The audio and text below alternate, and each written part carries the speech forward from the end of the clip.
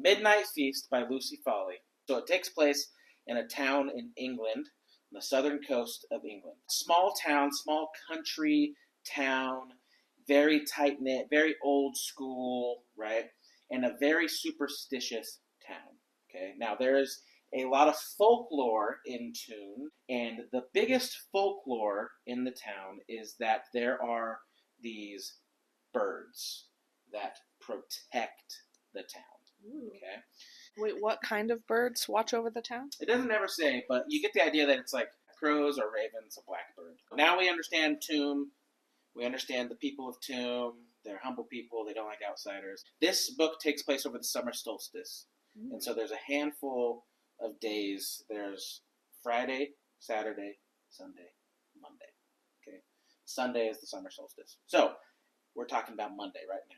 Summer solstice has just ended.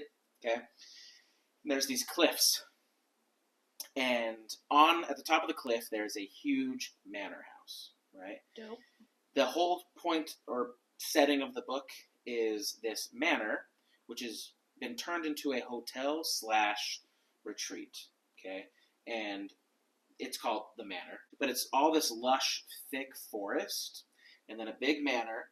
But Francesca Meadows has turned the manor into a hotel, but then in addition to it being a hotel, because there's like 30 rooms or something, there's hutches all along the woods that lead over to the cliffs, and this is hutches meaning little huts and getaways. So it is a very glamping type situation. Like a yurt? Yes, picture yurts in the woods, picture them on the cliffside, and it's like bougie. So it's Monday morning, the opening weekend has just happened, we'll get into that in a second. And there's some fishermen out on the water, and they see smoke, billows of smoke coming from the manor house, right? And as they get closer, they see something on the rocks below, and it is a dead body. Not Mr. Meadow? Not Mr. Meadow. No. It is a dead body, and so the fishermen approach it to try to... They are bold. Kind of look at it, but they even mention this where they're like, this is not our problem, dude. Like, call the police. And so they do, right? And it is so mangled because it's fallen from the cliff. They have no idea who it is. They can't identify it. So they call the cops, and the cops show up and start doing an investigation, okay? The main investigator is a detective named Detective Walker. He shows up, and it's like crime scene tape. And so Detective Walker he gets in his car and he starts driving up towards the manor. Okay, and as he's driving towards the manor, flat tire. No, but he sees a car, very nice, ritzy. It's an Aston Martin to be exact. Oh damn! Aston Martin that has been run off the road and crashed into a tree. Shit. And as he goes and he kind of looks, there's nobody. In the car, and he's kind of confused at it, but they take pictures and that sort of thing. And while he's out there looking, he finds a journal, but the journal is just the case or whatever, the outside bit. All the pages inside have been ripped out, and they continue on their way. Right? Sees this journal, no pages. The Aston Martin crashed. They go up a little bit further, and there's like some tractors and things off to the side. Because there was renovation happening at the manor. And they go off, and there's a large hole in the ground that had been dug up, and you get the idea that it was kind of the shape of a body, like as you would a grave, essentially. And they continue walking through the forest, and someone comes up to him and says, Detective Walker, we found something. And so he follows the other cops down, and it's, of course, cautioned. And there is a tarp, and there is human remains in the tarp. Damn, so many dead people. And this is after the solstice still, right? This is Monday. Yeah, this is Monday. Okay. This is after the opening weekend.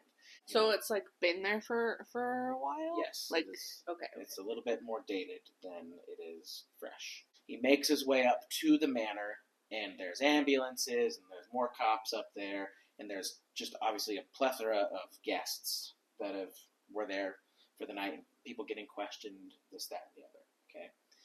And he's kind of a reserved detective. He's not, like, overly chatty, and his assistant is, like, asking him about, oh, so what made you come down from, transfer here from London, and, and he's just kind of, like, not talking a whole bunch about things, kind of.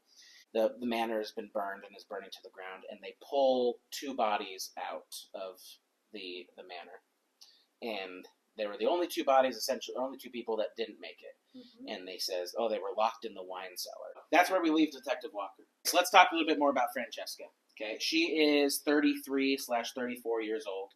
Sounds way more successful than we currently are. But it's because she inherited. Yeah, she's not successful. Right. Family money. She's successful for her age, and she's very well known. Everyone knows who she is. The Meadows family is a very popular family. Not a popular family in Toome, because Mr. Meadows had this huge manor, all this stuff, right? And so she has made it her life's mission to take this house that she has so many great memories in from her childhood, because it was her grandpa's house, and turn it into something amazing, right? She has 2 brothers, twin brothers, Hugo and Oscar. She is the youngest, but she still inherited everything. Right? She is grandpa's favorite. Okay, and you get the idea, and it plays a little bit more into this, but you get the idea that she's turned over a new leaf in her life. Right, I am so peace. I'm all good now. I'm not that what I used to be, and I was just an adolescent, and now I'm so prim and proper, and I'm so grounded all of the time. Very demure. Very demure. Very mindful. Okay, she is married to a guy named Owen. Owen is successful. Owen is quite a bit younger than her. She's 33, 34, 33, we'll say, and then he's like 25, 26. Damn, Owen. That's why I'm single. I'm not dating 25-year-olds. There you go. And Owen is, as you'd expect, tall, dark, handsome, and he's an architect. And Owen he's a cool cat. Rich and tan and tall, dark, handsome, muscular, fit. I mean, he walks into a room and just kind of exudes that, oh, I'm so amazing. Dennis Quaid is here. Dennis Quaid is here. And they met and got married because she was looking for someone to design the manor, right, and do that whole thing. Now, an interesting piece, though. Owen claims that Francesca in her office reached out to him to design stuff. He's like in magazines and famous, right? He says, oh yeah, they reached out to me because they wanted me to design this, and I didn't expect it, but I fell in love with Francesca. We got married. Francesca says, Owen always says that we reached out to him, but 100% he reached out to us. I think he's just too prideful, and he's too shy to admit that he was obsessed with me and wanted to work with me or whatever. Never did I expect to fall in love with the man, but here we are, right? And they're married. Ain't gonna last. And so their stories are a little bit conflicting, but they are seemingly in love and rich and successful. Seemingly. All of this stuff, right? I caught that. How long have they been married? Not long. Like maybe a year, maybe less. He wants to inherit the manor. Dun, dun, dun. She wants his money. I know. I can't remember if they say exactly, but I do know that they met in the process of designing and building, and now it's opening night, and they've already been married for some time. Oh. So it was a quick engagement and quick marriage, and there we have it. The other person of note at this point is a lady named Michelle. Michelle is Francesca's assistant, okay? And Michelle is lapdog. She is, yes, Francesca, what can I do, Francesca? And Francesca specifically chose Michelle because she knew that she could boss Michelle around. And Michelle's enthusiastic and a hard worker. And I need someone to get stuff done, and Michelle is that kind of person, and she's going to handle all this stuff for me. Gaston and LeFou. Very, very much so, right? And Michelle does not come from money, right? She's just happy to be there, gung-ho. And Owen does not like Michelle. So this is a Friday, Saturday, Sunday, Monday situation. We've talked about Monday. Monday, bad. Ooh. Monday, Detective Walker. Well, that's on Monday. So this is Friday night, afternoon. Everyone's arriving. And everyone who's anyone is there in terms of wealthiness. So here we meet Eddie. And Adam loves Eddie. Is the best. Eddie is the best. Eddie's a cool cat. I've never met a bad Eddie. Eddie is 19. Eddie is a dishwasher at the manor. Cute. Okay? He's just started this job. Now, his aspirations at this point is just to move up to bartender. Like, he just wants to make some money. His parents don't know that he works at the manor. And he specifically does not tell them because they hate the manor. What do they think he does? He just says he's spending time with his girlfriend, Delilah. Delilah is his ex-girlfriend. It's end of the night. Everyone's been checked into their rooms and stuff, and so he's kind of by himself, and he's in the bar area, and up comes a woman approaching the bar, and Eddie's like, oh gosh, well, what do I do? I'm just a dishwasher. I'm not a bartender. And she's older. He's 19, and she's 31. She wants him. We'll get to that, okay? So she comes and she says, hey, can I get a martini? And he was like, I got to put the guests first. I don't want to. He's like, but I'm going to get in big trouble with Michelle, who's, the assistant, kind of runs everything, if she finds out. But I got to take care of the guests. He goes, yeah, sure. Makes her a martini. She says, make 2 martinis. And he's like, okay, yeah, make 2 martinis. Makes 2 martinis. And she says, can you bring them to my room for me? And he says, okay, what do I do? So she leaves, and she's like, I'm in Woodland Hutch number 11. He takes these 2 martinis to Woodland Hutch 11, goes inside, and the lady's like, oh, come on in, and starts talking. I got my clothes. And it's obvious that she's a little tipsy, and he's like, well, here are your martinis, and she's like, oh, one's for you, and he's all like, what do I do? And he's just a 19-year-old kid, he doesn't know what he's doing. And she starts talking about you could tell she's hurting, right? She's sad, and she's at this weekend to get away and all of this stuff, right? And then she kisses him. Whoa! And he's all like, "What's happening?" And he's like, "Yeah, she's hot, but like she's like older than me." He doesn't know how old. We find out she's 31. We'll tell you the same. Oh, I was picturing like some 63-year-old. No, hot lady. She's 31, and she immediately pulls back and is like, "I'm sorry, like I need to go to the bathroom." Goes to the bathroom, and he's all like, "What's happening? I need to leave. This is awkward. This is not. I'm gonna get fired. This is like." He gets up in a rush, boom, and he knocks something off the dresser. It is a file filled with cutout clippings and documents and articles about Francesca Meadows. And on it, it's written, see you next Tuesday, and her face is crossed out, and all of this stuff. He's like, what the heck? Puts everything back in the file, sets it, and leaves. Okay? High school nemesis. It's like you again. Oh. Okay. And he leaves, okay? And then she comes out of the bathroom, sees that he's gone, and is like, oh, I'm such an idiot. What was I thinking? This is Bella, okay? And we love Bella. Do we? Never. Bella Swan really ruined all other Bellas. Bella sees that the file has been knocked over, realizes what Eddie saw and what he probably thinks, and she's like, oh my gosh, this is so dumb. Why am I here? This is frustrating, and she feels so out of place. She had to get the cheapest hut. She has not come from money. And you find out that someone sent her a couple months prior an announcement of the manor opening. And when she opened it on her front porch or whatever in the mail, she saw it and she was enraged and furious that this was opening and this was happening. How could they be doing this at this spot? Why would they do this, right? Why would they open the manor to this? So she ends up booking a room, and now she's here.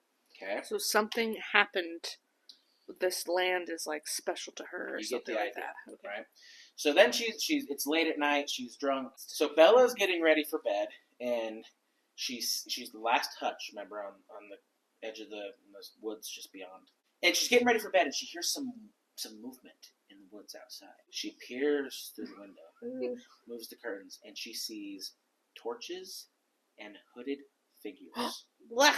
So she kind of panics a little bit and shuts it and is like, what did I just see? What the heck is that? It can't be. Meanwhile, so Francesca, they have their little like apartment that's like attached to the house.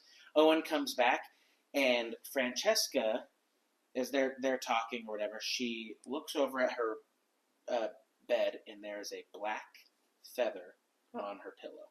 Not weird. Okay. She pushes it off the pillow and says, what the heck, housekeeping? Like, why didn't you clean my room? She then proceeds to have just violent sex with Owen. Okay? Cool. Doesn't go into detail. And Owen talks about it and after the fact, and he says, you'd think with how Francesca is that the type of sex she would like would be eye contact and I love you and all this stuff. And he's like, it is like she is a completely different person. She had scratched him so hard that he was bleeding, and it's all facade. It makes you think that who is Francesca really? Well, because she's like, I've changed, but she hasn't. Exactly. And she even mentions, this is when I can be who I truly am, and she lets loose on poor little Owen. Poor little Anyway, Francesca gets a call and looks out the window, and there's a disturbance on the beach. Hooligans playing loud music and causing a ruckus, but Francesca will not have anything ruin her perfect weekend. Of course not. Right? And this beach has private access. You can only get down there from either boat or from the path that's on the property. So she says, Michelle, go handle this. Well, Michelle goes down into the bar or the dish room and says, hey, Eddie, you need to go handle this. Poor Eddie. Yeah, Eddie's like, why do I got to handle it? And she says, I can make sure you get promoted to bartender. So go down there and handle it. Maybe we don't like Michelle anymore. And so Eddie's like, all right. I'll go down there and handle it. Right. And he gets on his bike. Yeah. And he rides. He has his bike. It's amazing. At least it's not like a unicycle. Uh-huh. And he goes and he walks down the trail and he sees all the hooligans. Boom! And he gets hit from behind. Oh, no. And falls down. Okay? He's fine. Gets up. Okay? Turns around. What the heck? We meet Nathan Tate. Nate just goes around hitting people? Nate is Eddie O'Pow. Eddie's like, hi, Nate. Nate is hanging out with all these people that are Eddie's age. They're all 18, 19, 20 years old. Nate's like 29. Like, he's that older dude that just never grew up, and he's got long, scraggly hair, just like a chump. And he's like, Nate, what are you doing here, man? You got to turn down the music. You got to go. Nate says, we will be here if we want to be here. You can't make me leave. This is our beach, and these rich people don't get to tell me what to do. Up walks Delilah, Eddie's ex-girlfriend. Delilah is dating Nate. And Eddie's like, Delilah, we used to make fun of this guy. Like, we hate Nate. Nate's like the town. He knows everything. He's always in trouble, that kind of guy. And so we find out that they're dating and that they just hate the manor, right? Who doesn't? Right? So now Eddie has told them to leave, and they're like, we're not leaving. This is our beach as much as it is theirs. Eddie says whatever. Eddie goes home, rides his bike home. Okay? Gets home, and you meet Eddie's mom, and she's a sweetheart. And you get the idea, and his dad is not home yet. And he's like, where's Dad? Oh, he's still out. And you get the idea that he's out drinking, doing something. And you find out in that little dialogue, his dad had tried to take his life and failed. But he was very, very depressed. And so the whole family has just been broken. You also learn that the cause of that probably happened when his brother died. So there was a brother, died, and the dad took it really hard. The marriage has never been the same. Eddie ends up going to bed that night, and the dad gets home really late. And it's just this awkward situation. Eddie's family is humble farmers, right? And they have a big bull named Ivor. That's like their bull? Their male bull named Ivor. Okay. And he goes to bed. Okay, now it's the morning. Saturday morning, so we finished Friday. Eddie wakes up in the morning. It's Saturday morning, and he's getting ready, and he notices that Ivor is gone. And he says, where the heck is Ivor? And he says, Dad, do you know where Ivor is? The mom's already gone for the day. She's at work. I knew as soon as you mentioned an animal that the animal was going to... Okay. Dad, do you know where Ivor is? And the dad's like, no. And then he's like, well, did you lock the gate yesterday? And of course I locked the gate. Of course I did. And he acts really weird about Ivor. So Eddie gets on his bike and goes to work. His mom's already gone at work for the day. As he gets to work, he sees Bella. And he's kind of rolling up to the manor on his bike, and Bella is walking. And he's like, oh my gosh, that's that lady from last night. This is super awkward. And so he dives into an alleyway. Not an alley, but kind of behind the building by some garbage cans and whatever. And he gets off his bike and he's just kind of hiding. Well, Bella keeps walking towards him and gets closer and closer and closer. She passes him and she walks up these stairs that leads to Francesca and Owen's apartment. Okay? Mm-hmm. She leaves a note and then she turns around and runs away. And Eddie's like, that was so weird. Bella leaves. He gets up to leave and turns the corner and his mom was right there. And he's like, Mom, what are you doing here? And he's kind of really confused and taken aback. Come to find out, his mom is a cleaner at the manor. And is taking a job there. They hate the manor. They hate the manor. And she doesn't know he works there too. So now they know each other. They're like, you work here? You work here? And she's like, this is our secret. Don't ever tell your dad. And he's like, well, why do you work here? You hate the manor. And she's like, I know I hate the manor, but times are tough. And we need money, and your dad's not doing anything about it. After Bella has dropped off that letter, Bella goes out into the woods, and she goes down through a secret kind of way, path, to a hidden cove that is very secret. And down there, she sees Owen. Owen is surfing. But before he's out there doing his thing, she pulls up some rocks and moves some stuff, and there's a buried package. And she pulls it out, she undoes it, and she's like, I hope it's still here after all these years. Oh. And she opens it up, and it is a journal. Ooh. And at the back Ripped out! No, fully paged. Right now, but later it will be ripped out. In the back of the journal, there's a map. It has like X marks the spot. And then this journal. She takes the journal, and then Owen is coming back to the beach. She's like, oh, hi! And he's like, what are you doing here? And how do you know about this place? She goes, oh, well, I've been here before. And he's like, you've been here before? She goes, silly old me. Have a good day, Owen. And leaves. Now we cut over to Francesca's room. Francesca has just woken up for the morning, and she's enamored with glory and is so ready for the day to begin, and nothing is wrong. Pulls up her laptop, secretly has cameras in every single room. That's illegal! She admits that. I know this is illegal, but I don't like to be out of the loop on it. She makes mention, there's only one thing that I'm confused about. Woodland Hutch 11 is the only hutch, the only room that has one occupant. Goes, why is that person here by themselves? Looks it up. Who's that one person in Woodland Hutch 11? Sees that it's Bella. It's like, okay, well, whatever. I'll just kind of keep my eye. I want to make sure everyone has a perfect experience. They need to have an amazing weekend full of refreshment and la-di-da. Owen comes home, and as he's walking up to the apartment door, there is a bird that is nailed to the door. Okay? And there's a note. Okay? And he grabs the note, shoves it in his pocket, and rips the bird off the door, turns around, and who's there? Bella. Michelle. Oh. And Michelle's like, what is that? What are you doing? And he's like, Michelle, why the frick are you here? Like, this is mine and my wife's little apartment thing. Oh, Michelle! What are you doing here? Ugh. And she's all like, yeah, what's happening? Is that a dead bird? And he's like, yeah, it's just nosy much? It's someone just playing a prank. You know, it's a busy weekend. There's a lot riding on this. Owen knows stuff. I'm sick of this. Da, da, da. Throws the bird away, shoves the note in his pocket, goes inside. Then comes inside and talks to, and Francesca's there, obviously, and they're talking about the morning and the day. And he says, I was down at this secret cove, at our secret cove, and there was this girl down there. And Francesca's like, what do you mean there was a girl down in the secret cove? No one knows about the secret cove. And he goes, yeah, it was just some girl named Bella who was down at the secret cove. Bella? Who's Bella? Oh, Bella from Woodland Hutch 11. Well, that's peculiar. I don't like Bella being down at the secret cove, but I'm far too calm and grounded to let this ruin my day. I'll just think about it and make a mental note, and we'll handle it later. I'll tell Michelle to handle it, right? But she now knows that Bella was at the secret cove, and Bella's by herself, which is also suspicious about Bella. No one can ruin her weekend. Yeah, she's sick of it. Okay, her interest is piqued. Bella is at breakfast trying to enjoy her morning, and in walks Francesca. Bella is just enraged. She sees her, and she just gets furious. And Francesca sits down to have her meal, and she looks up, and she sees Bella. Just for a second, their eyes meet, and she continues talking to people, and there's this bit of, boom, tension when they see each other. And you don't know why, right? You don't know anything. And then she looks back, and Bella's gone.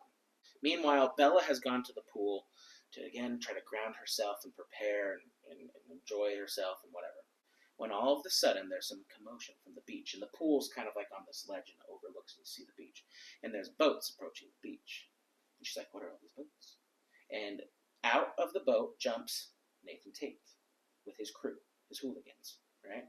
And they're blaring loud music, and everyone, all these rich people on their pool, who's that down there? What are they doing?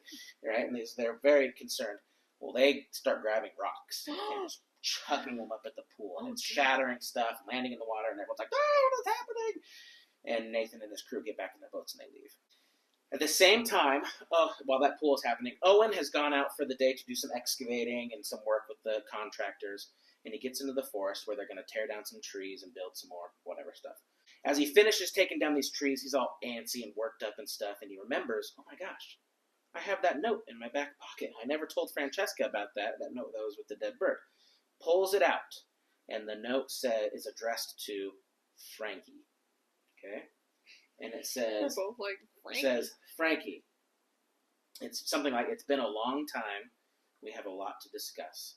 Meet me at midnight at our usual spot. So that's about halfway through Saturday. Now I'm going to talk about the journal. And it starts off, this is 15 years prior, so 2010. Okay? Great times. Great days. And the journal is written by a girl named Allison.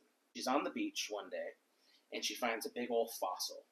And as she's like examining this fossil, a very beautiful, rich girl, Frankie, comes with her two twin brothers and says, oh my gosh, that fossil is so cool. We want that fossil. You should come hang out with us.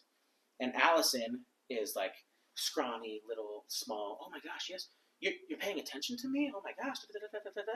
And is just enamored with Frankie. Just, oh, you are so popular and you're so hot and you have hit puberty way better than I ever did. And it's this whole thing, right, that she just desperately wants to be friends with Frankie. On that beach, we meet a couple of other important people. One is a kid named Jake. Jake's a freaking rock star. Jake is a chiseled, tan local, just a stud, right? And he wears a big old silver necklace all the time. And with Jake, he has some friends, and one in particular, Jake is 19, and Allison is 16. And with Jake, there's a kid who's like 8 years old, and his name is Shrimp. And you get the idea that Jake just kind of takes Shrimp under his wing and is helping him, and Shrimp's just kind of this local nobody, whatever, as they all are local nobodies in the eyes of Frankie. But Jake's like, he's the cool kid. He doesn't care. He's like Benny in Sandlot. Yeah, he's a cool cat, right? And so Allison ends up becoming great friends with Frankie. Frankie is staying with her grandpa at the manor, okay? And they're enjoying their summer, and so Allison's going over all the time. Well, Frankie gives Allison the nickname Sparrow because she has tiny little bird legs and just like, it's just very mean to her. Frankie likes to have what's called midnight feasts. Midnight feasts, the first one that Allison ever goes to, it's Frankie, Allison, Hugo, Oscar, and then just some other girl. Okay, they don't know who this other girl is. They go into the woods at midnight, and they take drugs. Well, Allison is like, I'm not going to take these drugs. Like, kind of just pretends to do it. Good for you, Allison. And then Frankie's like, well, let's go, Allison. Let's go for a walk. And they go for a walk. Oh, no. And Frankie says, next time, take the drugs. It makes it a lot more fun. The next entry, they're at the pub. And they're at this pub, and we meet Cora. And Cora's really cool. She's like an actual hippie. She's like blinged out with tons of silver rings and necklaces and, big earrings and stuff like that. And she has this chip in her tooth that's like, she says, makes her somehow more cool. She's just this awesome lady. But Cora's kind of like a free spirit. I don't care, whatever. And Frankie's like really drawn to that. Frankie's like, wow, you're so fun. And you're so cool because you're 24 and or however old she is. You should come to the midnight feast. She invites her to the midnight feast. So Allison gets up and leaves and goes outside, and she sees Jake. And Jake is there and is like, hey, and they're like kind of flirty and like, oh, I kind of like you. I kind of like you too. And Jake says, do you want to go eat some fish and chips? He says, yeah, for sure. They go to the fish and chip shop, and the worker there is a girl named Shelly. And Shelly was that girl who's at the midnight feast. Okay. And Shelly gets mad at Allison and says, how could you leave me? Why did you leave me? And we find out, you get the idea, Hugo, that the same thing happened to her in the treehouse when Allison and Frankie left. So Oscar, Hugo, and Frankie, the Meadows, they're just... And so Shelly's pissed. Shelly's like, how could you leave me? And Allison's in like this weird place of like, I'm sorry, but also doesn't want to say too much because she's ashamed of what happened. It's just this whole thing. So they invite Cora to a midnight feast, and Allison has just kind of shifted out of it and is like starts spending more time with Jake, and they're just like kind of she's kind of getting done with Frankie. And then it's Cora's first midnight feast. It's like Allison, you must come along to Cora's first midnight feast, and she's like, I don't want to do this, but whatever, I will. So she goes to this midnight feast, and this time the drugs have been baked into brownies, so they all eat these brownies, and Allison is actually high. Okay, they go into the forest with Cora, and before you know it, everyone is gone. Like they've just like sprinted off and took off, and Allison is left by herself in the forest. And she's like super like, what the heck is happening? She's trying to find her way out of the forest. She can't find her way out of the forest. She finds some mushrooms, and so she's like, oh my gosh, these are mushrooms that make you high. And she picks them because Frankie had said, if you see any mushrooms, like let me know because I will use these, whatever. So she picks the mushrooms for Frankie, trying to like fix their little rift that they're having. And then all of a sudden, she starts hearing music, and the music that's playing is ominous. It's creepy. Like, as you go by the window. Yes, it's an old nursery rhyme that's like super creepy on a record. I hate it. And she's like, oh my gosh, what is happening? And then there's this hooded figure behind her. No. And so Allison is like, no, and just like books it and runs. Okay. Well, she runs as fast as she can, and she stumbles upon a little cabin. Right. This is Grandfather Meadow, Mr. Meadow's study. In there, Cora is with Mr. Meadow, and they're not at that moment, but you get the idea that they are about to having ... Yes. And so Allison is like, what on earth is happening? And Frankie comes running up, and Frankie's like, did you hear that creepy music? And Allison's like, yes, what the heck was that creepy music? By the way, Cora's with your grandpa.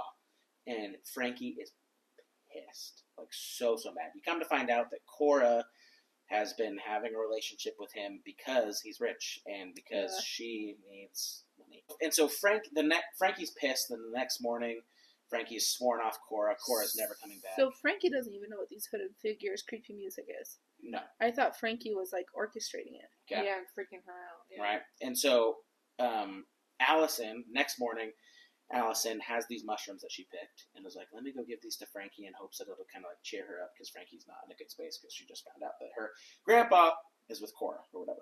Gets to the house, and Frankie's like, whatever, Sparrow, thank you, da-da-da-da. She leaves the mushrooms on the dresser, and they're just kind of, Frankie's reading her magazine, and Allison's flipping through stuff. And Allison takes Frankie's iPod and puts it in and pushes play.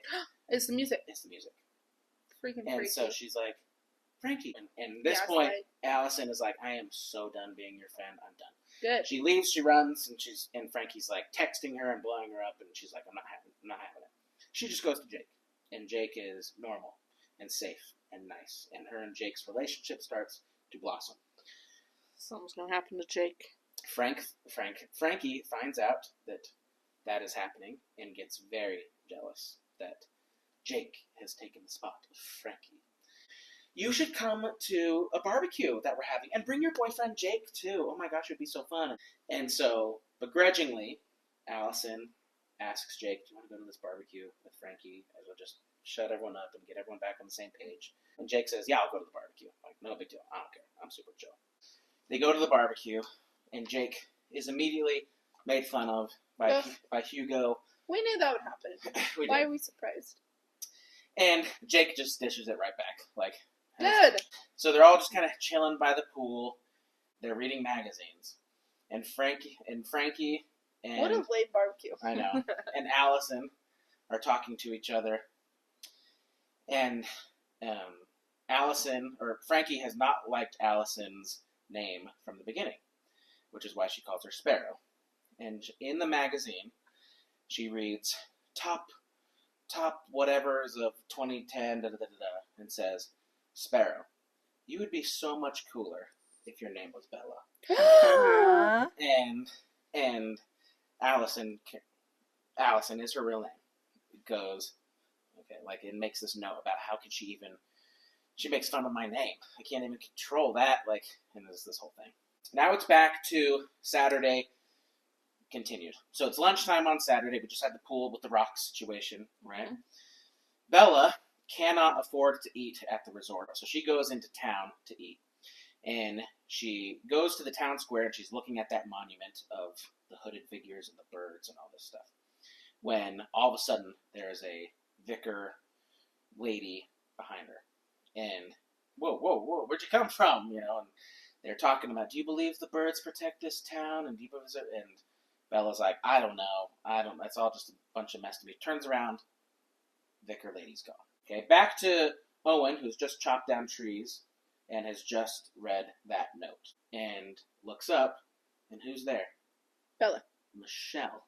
Oh. In the woods. She's always there. Always there. Obsessive much? Like, what the frick are you doing here? And Michelle is like, what do you got there, Owen? Oh my gosh. And he says, I have this note, and do you know what it means? Because you're suspicious as crap. And Michelle, all of a sudden says, oh, I knew I recognized you. And Owen is like, what are you talking about? And she's like, you're always all so done up in your suits and your hair's all done, but seeing you this way in a t-shirt and shorts and tennis shoes, I know exactly who you are. And Owen says, I don't know what you're talking about. Who do you think you are? Da, da, da, da. And Michelle says, I would recognize, you've grown quite a few feet, but I would recognize that Shrimp anywhere. I knew Shrimp was going to come into and play. And Shrimp, who was the little friend that Jake had on the beach. He's like his little Smalls. Yeah, it's like his little bestie. Yeah. Shrimp moved away with his dad. So Owen is like, no one has called me Shrimp, and who do you think you are? Da, da, da, da, da. And Michelle says, Michelle is Shelley. Michelle says, you don't recognize me? How does Frankie not know all these people? How high was she? I think she's just so in her own, I'm whatever I want to be. They're like, I would never marry that shrimpy kid or whatever, or if she even remembered him. Yeah. And she says, you don't remember me? You're Shelley? Yes, I'm Shelley. And she goes, and I'm here to make sure that nothing bad happens to anyone ever again. And you need to be very careful, because Francesca is a horrible, horrible person. Well, Owen is pissed, and he runs back home, and he goes to Francesca. And he pulls out this note. Says, what is this? And Francesca grabs it and is like, someone playing a prank, Owen, of course, it's nothing, and starts to panic, knowing this is Bella. I know this is Bella. Someone's here to get me, but I'm not going to let anything ruin my night. Stay grounded, stay da-da-da-da-da. Meanwhile, Eddie and Ruby's his friend, they're just like hanging out, cleaning, getting ready for the big festivities the next day and stuff. And a couple tenants, or occupants, they come out of the woods and they're covered in blood. Francesca comes down, she hears of it, and says, Eddie, you need to go handle this, and you need to go clean up that blood. And so begrudgingly, he's like, okay, I'm going to go. But we don't know if it's human or animal or anything? Just blood. Eddie goes into the woods to try to find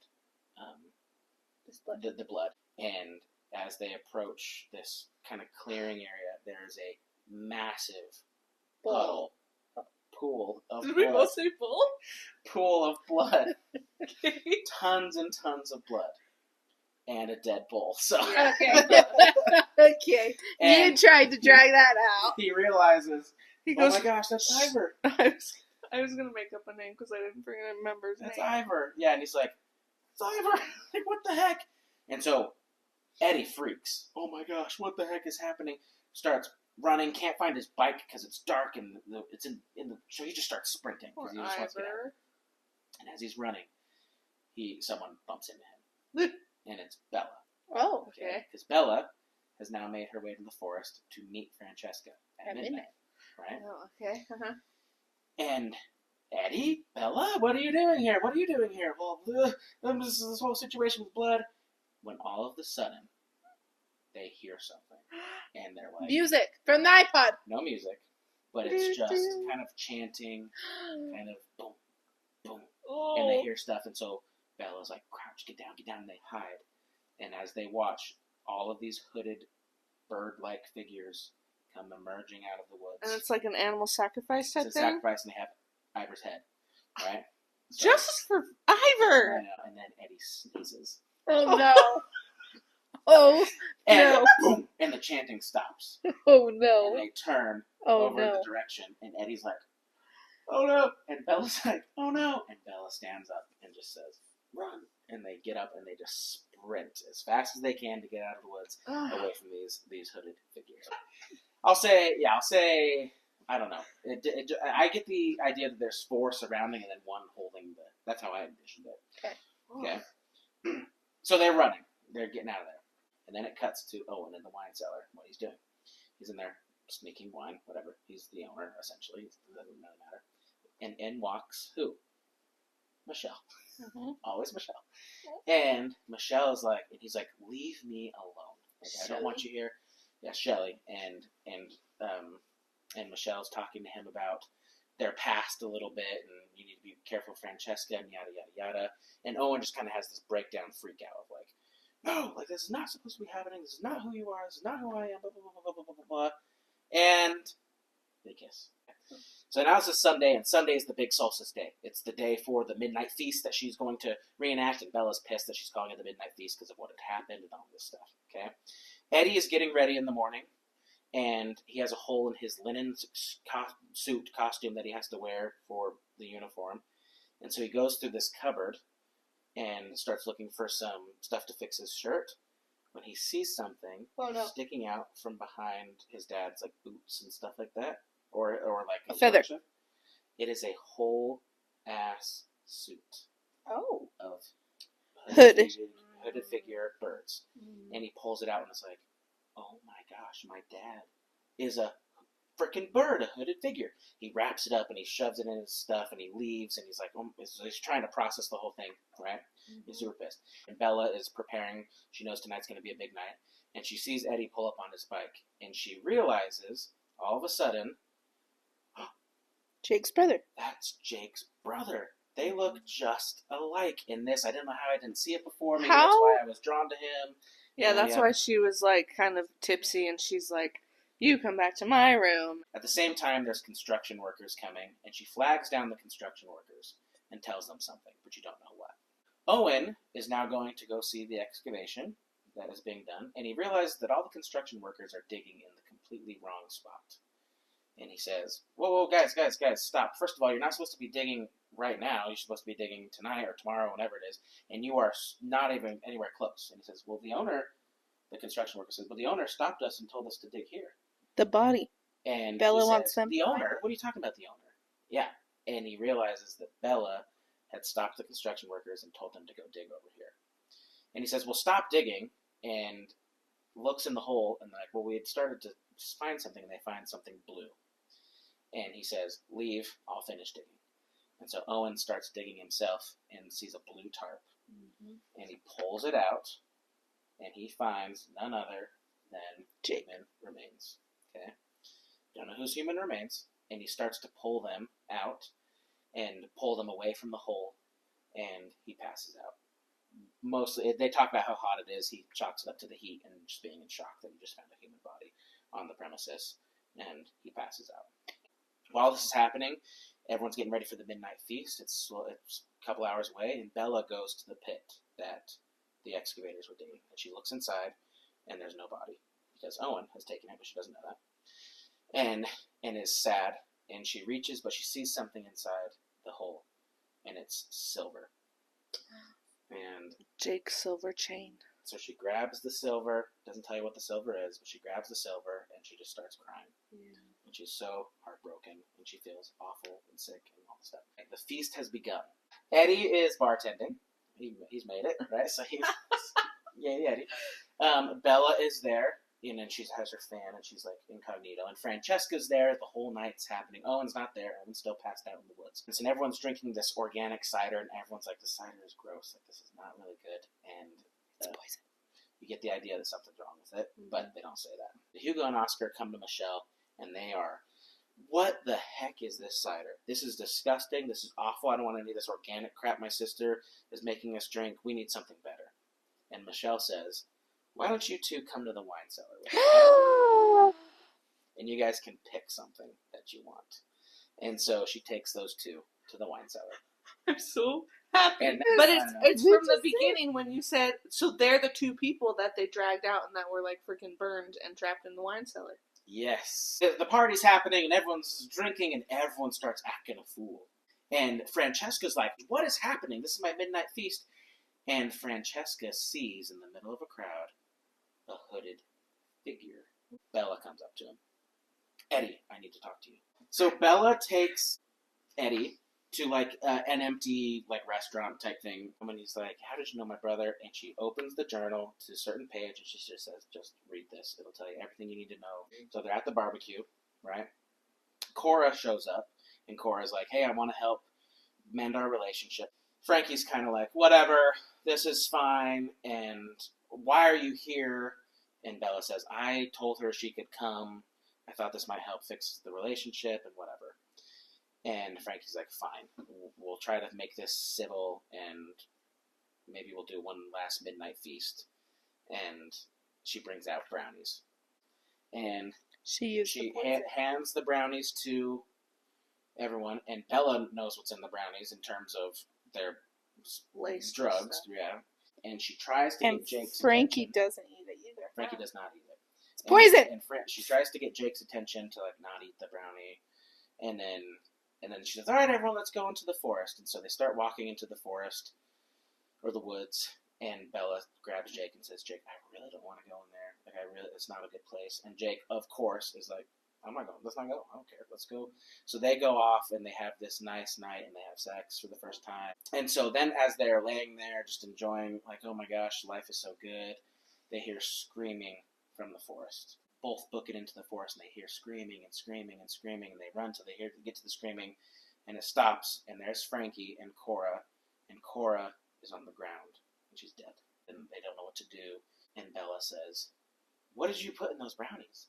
She says, "I didn't, nothing. They're just mushrooms." She goes, "Were they the mushrooms that I gave you?" "Yes, of course they were the mushrooms you gave me, Sparrow. Like, why wouldn't I use those?" "I texted you and told you not to use those. Those are poisonous mushrooms." And Frankie says, "I never got that text." And she's like, "Oh my gosh, Jake, no. And Jake's acting kind of sick and acting all weird. And she's like, "Please tell me you didn't eat the brownies." And he goes, "No, I hate chocolate. I didn't eat the brownies." And the grandfather says, "I'm going to make this go away. Okay? And here's what you two are going to do." It's like, Frankie is going back home to London with her family. You two are never, Bella and Jake, are never going to speak of this ever again. And Bella's like a complete wreck, and Jake is a wreck. Jake's like, "What has happened? What have we done?" And Bella says, "I must have fallen asleep for a few minutes because when I woke up, Jake was gone." Shit.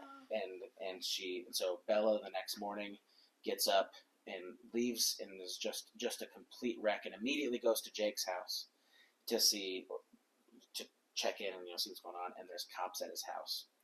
And what had happened is when he was riding his bike home, they had said he slipped off a cliff on his bike and died. So Bella is like, "It is my fault that Cora's dead. It is my fault that Jake, who I teenage love, But it's not her fault. Dead." No, but she's 16 and Yeah. thinks it's all her fault. That's the end. That's the end of the journal. Cut back to present time. We haven't talked to Eddie after reading the journal yet, but Owen is waking up. Okay, Owen opens the body and he sees a chipped tooth Oh. on the body. So it's not Jake. No, it's Cora, because she had a chip tooth thing. It's Cora. Okay. And Sorry. and Owen/Shrimp recognizes that chipped tooth anywhere. Mm-hmm. Why does he recognize it? Because Cora was Shrimp's mom. And Owen is now married to the lady that killed him. Mom. Okay? Whoa. That was huge. I didn't see that coming at all. So Owen is now putting it together. This body, my mom's body, who I thought has been left me when I was a kid, was actually killed and is on this land, and I'm married to this lady. What is happening? And doesn't know it was Frankie, but has enough, okay? She's a beast.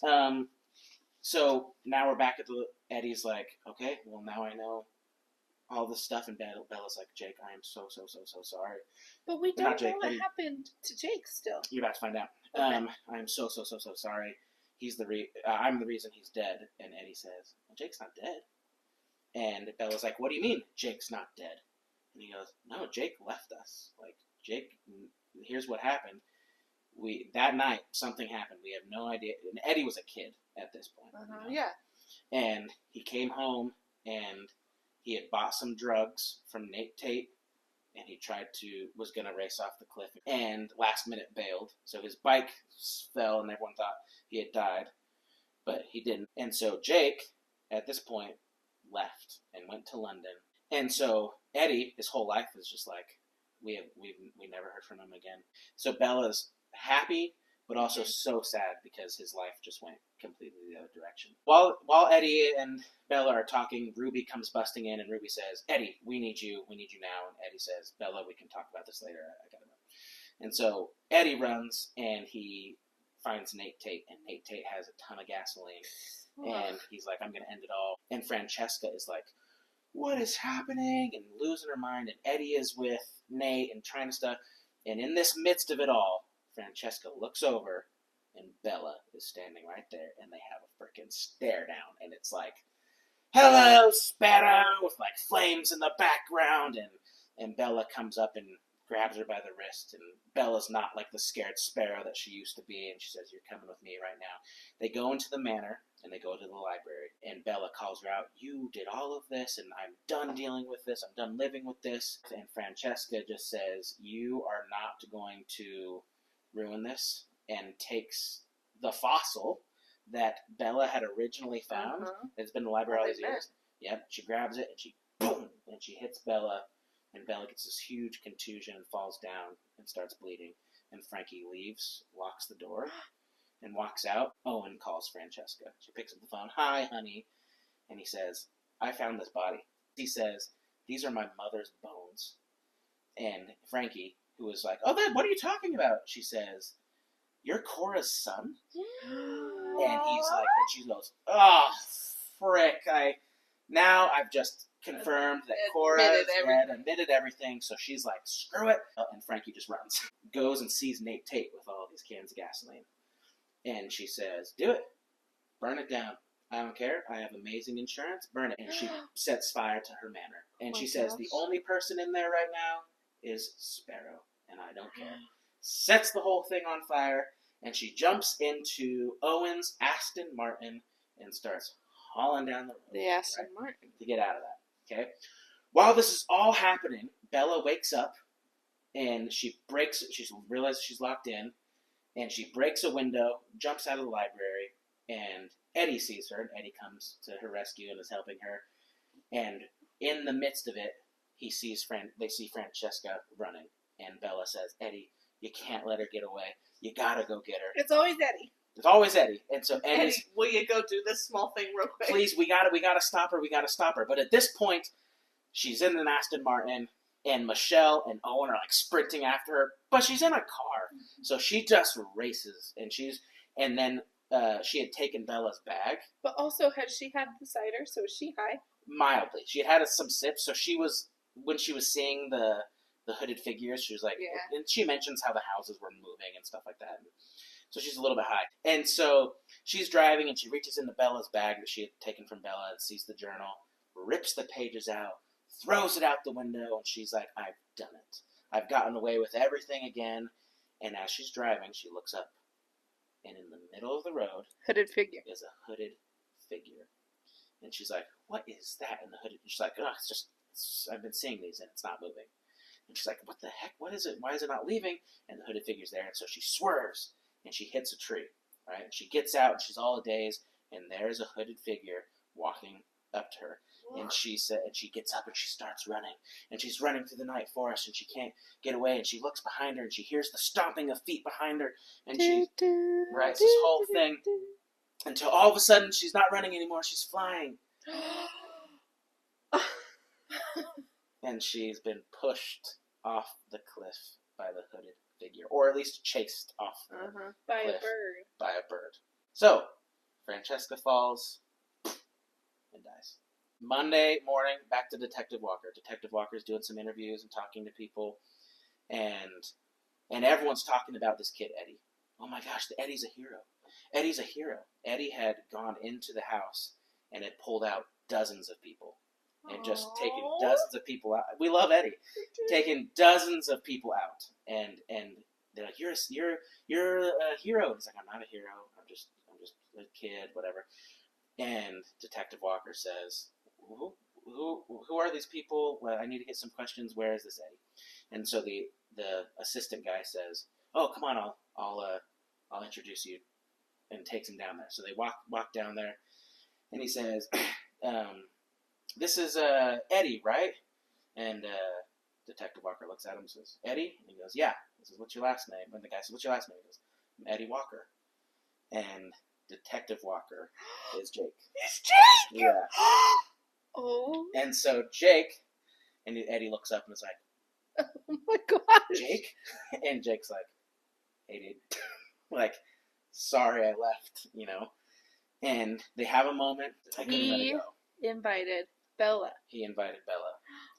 And he left the newspaper clipping. He also found Shrimp and said, hey, the office of Francesca is interested in started planting all of these seeds. He got Michelle the job there, all of this stuff, right? And the only thing that wasn't planned was for Owen and Francesca to get married. He's like, I didn't see that one coming.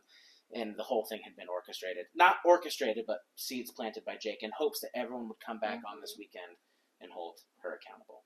Everything is left to Owen. So Francesca's dead. Yeah. And Hugo and Oscar are dead. That is some sweet karma. Next to Candy. Way to go, Shrimpy. So Shrimp, Owen.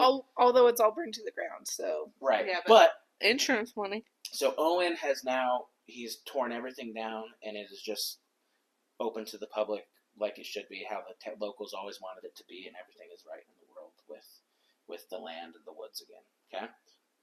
Then it cuts to Eddie at home, and Jake is over for family dinner, and he hears his dad laugh again for the first time in so many years, and he just can't help but still feel like shocked and guilty, and so he goes upstairs to his bedroom, and he's reflecting on everyone calling him a hero.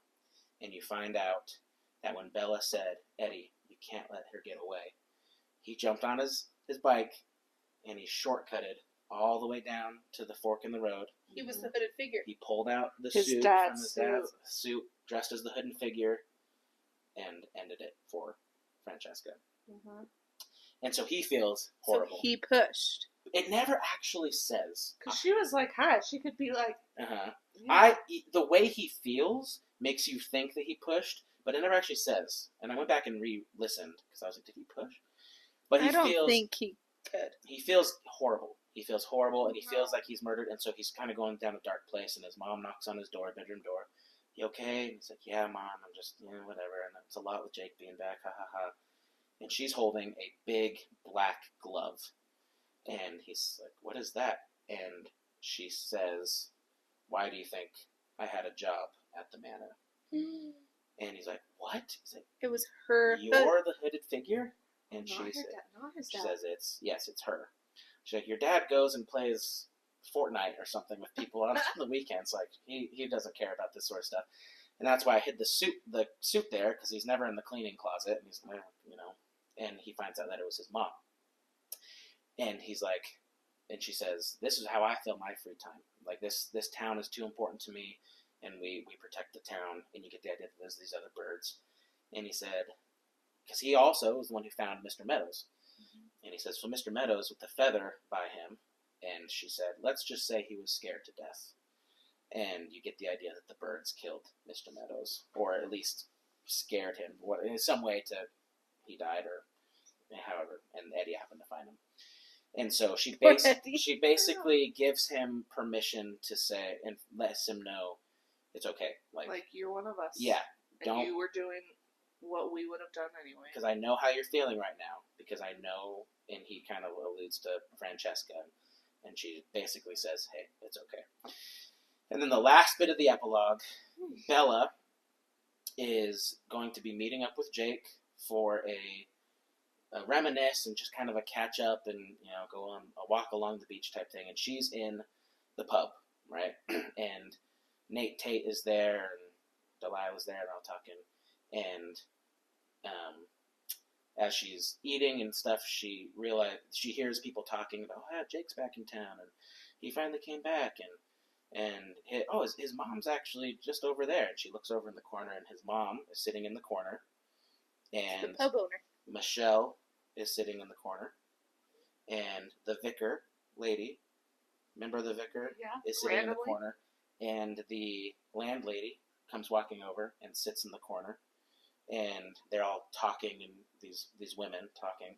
And the last line of the book, or the epilogue, is some guy in the pub saying, "Yeah, I don't know what it is, but I guess it's just a night for the old birds." And you get the idea that these women are the ones that are all the women who are protecting the town. Yeah. Women power. Midnight Feast by